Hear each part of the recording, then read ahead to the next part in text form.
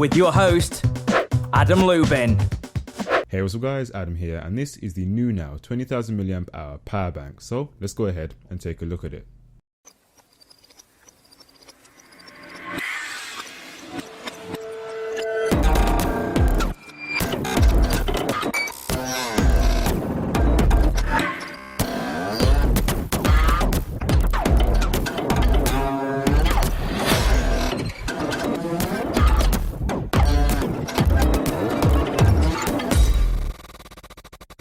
So kicking it off with the design, it's made from a brushed aluminium with plastic covering the top and the bottom.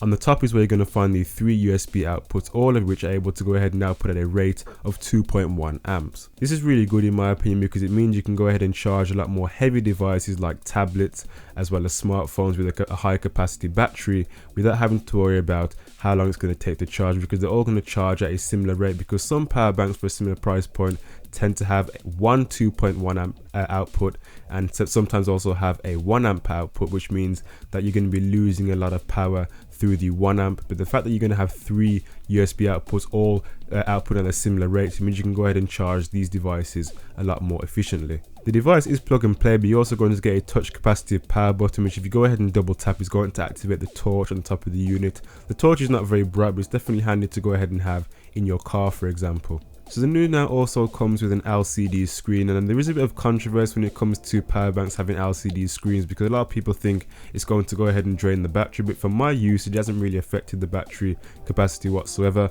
But I actually find the LCD screen very handy because it tells you the overall capacity left within the battery through percentage, and also tells you whether power is going into the power bank or power is being drawn from the power bank.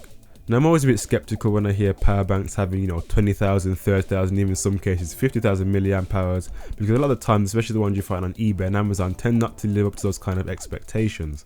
But I've been using the new NAV for a little over a month now, and I've been able to go ahead and charge my Note 4 at least 7 times over, and that capacity on the Note 4 is 3,200 milliamp hours, so it means I can get at least 6 confident charges from the Note 4. And if you have an iPhone, you can probably get over 10 charges from that, since the iPhone battery is a lot more small in terms of capacity in comparison to the Note 4. So you're going to be getting a lot of recharges with your smartphone, and you're going to be even getting quite a few recharges with your tablet as well, depending on the overall capacity of the battery within your phone and your tablet. However, charging the power bank is a bit of another story, because you can expect to wait around about 8-10 hours for this device to charge from 0 to 100%. However, if you've got a quick charger, a Samsung quick charge or a quick charger 2.0, you can probably expect to around half that time by around about 4 to 6 hours. I've got a Samsung quick charger that's able to go ahead and charge the unit from 0 to 100 within about 5 hours. So whilst the Nuna is fairly compact, it is still fairly heavy in weight as you'd expect with the capacity, but it's definitely going to be useful for people who are going to be going on a long camping trip, for example, where they can go ahead and store it in their rucksack. It's also going to be useful for people who are going to be going on a long car journey, where they can go ahead and store the power bank in their car, for example. So it definitely does have its uses. But for the price of £15, it's definitely worth having within your inventory. Anyway guys, it's been Adam here. Thank you for watching. Take care, and of course, I'll see you guys in the next tech video. Bye for now.